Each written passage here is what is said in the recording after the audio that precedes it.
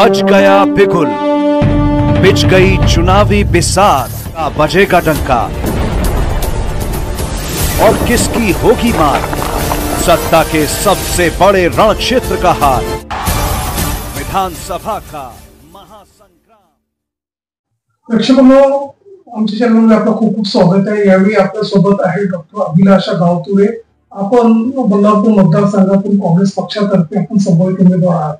आमच्या चॅनलमध्ये ताई आपलं स्वागत आहे। धन्यवाद ताई, आम्ही आपल्याकडनं जाणून घेऊ, जवळपास आपली जी उमेदवारी आहे निश्चितच झालेली आहे।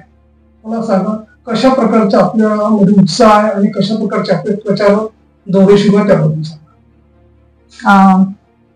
आम्ही काँग्रेस पक्षाकडनं आम्ही उमेदवारी मागतोय आणि ज्या पद्धतीचं कार्य सुरू आहे त्या पद्धतीने राहुलजी गांधी यांनी ज्या पद्धतीने निकष दिलेले आहेत की कुणाला उमेदवार म्हणून आम्ही निवडू, आणि त्या निकषामध्ये आमचं कार्य चांगलं आहे आणि त्यामुळे एक आशावाद पण आम्हाला जास्त आहे आणि त्यामुळे उत्साहाचं वातावरण सगळ्यांमध्ये आहे, आमच्या सगळ्या कार्यकर्त्यांमध्ये आहे, आमच्या टीममध्ये आहे। आणि प्रचार किंवा जनसंवाद आम्ही सुरू केलेला आहे। प्रत्येक गावात जाऊन प्रत्येक जो काही कामगार आहे, शेतकरी आहे, महिला आहेत आणि वेगवेगळे उद्योग करणारे, आपल्या पोटा पाण्यासाठी छोटे छोटे काम करणारे सगळे समूह आहे, वेगळा समाज आहे, त्या सगळ्यांना भेटून त्यांचे प्रश्न जाणून घेणं, त्याच्यावर काय तोडगा काढू शकतो आणि प्रतिनिधी मिळाल्यानंतर आम्ही त्यांच्यासाठी काय करू शकतो, या पद्धतीने आम्ही त्यांच्यापर्यंत जाणं ह्या सगळ्या गोष्टी सुरू केलेल्या आहे। तर विधानसभेमध्ये आमचे 3 मुख्य मोठे गावं आहेत आणि 220 खेडी आहेत आणि जॉग्राफिकली हे खूप दूर आहेत ह्या सगळ्या गोष्टी, तरी सुद्धा आम्ही प्रत्येकापर्यंत जाण्याचा प्रयत्न करतोय आणि त्यांच्या समस्या जाणून घेण्याचा प्रयत्न करतोय। चुरशीची लढत असली तरी आपण हे बघतो की आपण वैद्यकीय क्षेत्रातून वेगळे डॉक्टर आहात, अनेक आपण आपले सामाजिक उपक्रम सुरूच राहतात, वैद्यकीय सेवा पण आपण निःशुल्क देतात लोकांना। मला हे सांगा, कशा प्रकारचे आता वातावरण तिथे सुरू आहे, काय आपले मोर्चे बांधणी आहे त्याबद्दल सांगा। गेल्या 10-12 वर्षापासून आम्ही सामाजिक चळवळीत कार्य करतो आणि अनेक गोष्टी आम्ही आमच्या सामाजिक प्लॅटफॉर्म मध्ये पण करण्याचा प्रयत्न केलेला आहे। आम्ही अनेक गोष्टी म्हणजे जसं आमच्या शैक्षणिक विकास व्हावा, आमच्या विद्यार्थ्यांचा, युवकांचा, इथे राहणाऱ्या लोकांचा, गोरगरीब शेतकऱ्यांच्या पोरांचा, आणि म्हणून गाव तिथे वाचनालय या पद्धतीने आम्ही देण्याचा प्रयत्न केला।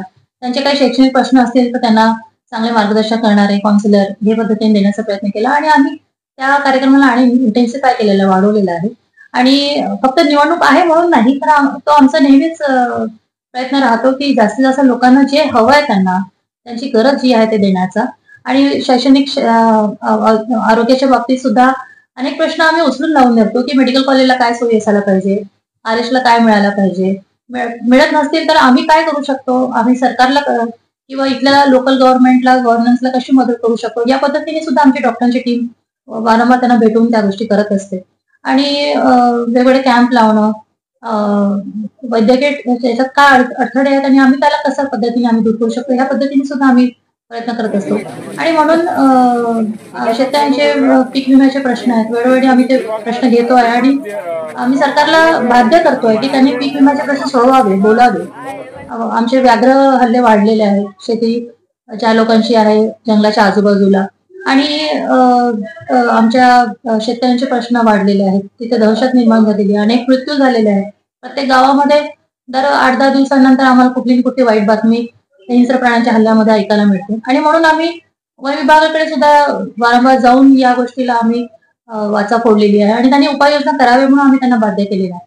आणि काही गोष्टी घडतात आहे, काही गोष्टी कडे अजिबातच सरकारचं लक्ष नाहीये, पण या पद्धतीने आम्ही मोर्चेबांधणी केलेली आहे आणि अनेक लोकांना घेऊन आम्ही त्यांच्या प्रश्नांना वाचा फोडून आम्ही त्यांना सांगण्याचा प्रयत्न करतोय की जर आम्हाला प्रतिनिधित्वाची संधी दिली तर आम्ही या गोष्टी सदनात आणि लोकांसमोर सुद्धा खूप व्यवस्थितपणे मांडू आणि आम्ही त्याला समाधान देण्याचा प्रयत्न नेहमीच करू। बल्लारपूर, कोंढणा आणि मूळ जी मतदारसंघ आहे तिथे आपलं संवाद अगदी चांगल्या प्रकारे झाला। चॅनल तर्फे तिथे ग्राउंड रिपोर्ट करण्यात आली, लोकांची पहिली पसंत आपण समोर येत आहे, तर काय कसं वाटतंय, म्हणजे लोकांचं एवढं प्रेम मिळत आहे? आम्ही भारावून जातो. आम्ही ज्या ज्या गावात जातोय म्हणजे आमच्या जनसंवाद, आमच्या भेटी असतात किंवा छोट्या खाणी सभा असतात. पण आम्ही ज्या ज्या गावात जातो त्या छोट्या खाणी सभेला सुद्धा इतक्या मोठ्या सभेचं रूप येत आहे. बैठकांना सुद्धा मोठ्या सभेचं रूप येत आहे आणि अतिशय उल्हासात, अतिशय आनंदाने आमचं स्वागत प्रत्येक ठिकाणी होतं आणि आम्ही भारावून जातो आणि भारावून तर जातो. प्रेम मिळतंय याचा अतिशय आनंद आम्हाला होतो. पण त्या आनंदामध्ये आमची जबाबदारी सुद्धा आमची वाढलेली आहे. ही जाणीव सुद्धा, ही भावना सुद्धा आमच्यामध्ये येते की लोक इतकं प्रेम देतात आहे, लोक आपल्याकडनं अपेक्षा करतात आहे की काहीतरी त्यांचे जे प्रश्न आहे, लोकांची अपेक्षा इतर काही नाही. ताई तुम्ही फक्त आम्हाला लढ म्हणा ही त्यांची अपेक्षा असते. तुम्ही आमच्यासोबत फक्त उभं राहताही, आम्ही बाकी सगळ्या संकटांना आम्ही तोंड देऊ एवढी त्यांची अपेक्षा असते. आणि निश्चितच त्या ज्या ज्या प्रश्नांना आज ते तोंड देतात आहे, शेतकऱ्यांचे प्रश्न असो किंवा आमच्या भागामध्ये राहणारा कुंभार समाज असो, डिवळ समाज असो, आमचा कामगार असो, आमचे धनगर समाजाचे लोक, चराईचे प्रश्न असो, अनेक प्रश्न त्यांचे आहेत. आणि त्यांचं असं आहे की ताई तुम्ही फक्त आमच्यासोबत उभं राहा, आम्ही सुद्धा ही लढाई लढतो. पण निश्चितच आम्ही जर प्रतिनिधित्वाची संधी आम्हाला मिळाली तर आम्ही त्यांची लढाई, ही आमची लढाई समजून आम्ही त्या ठिकाणी लढू.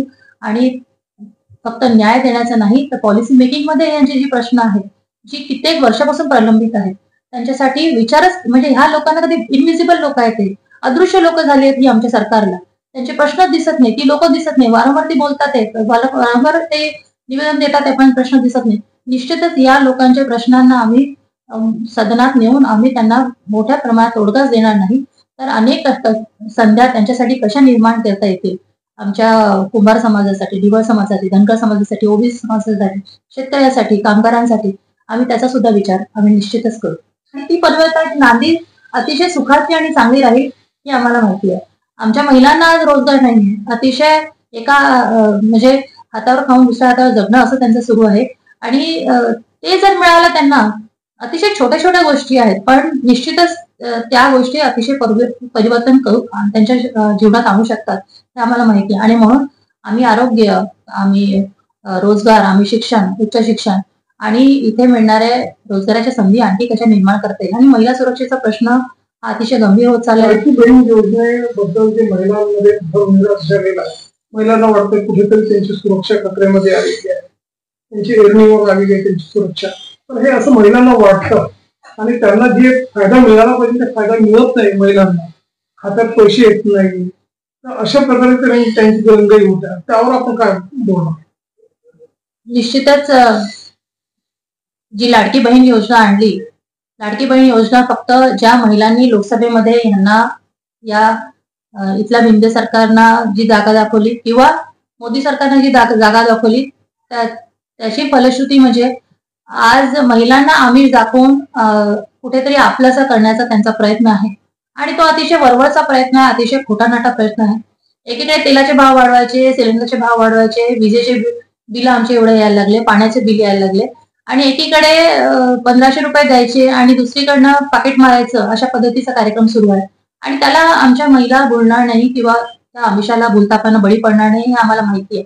आणि दुसरी गोष्ट म्हणजे अनेकांच्या खात्यात ते आलेले नाहीये आणि त्यामुळे अर्धे लोक तर पैसे मिळाले नाही, त्यांना माहिती आहे की फार काही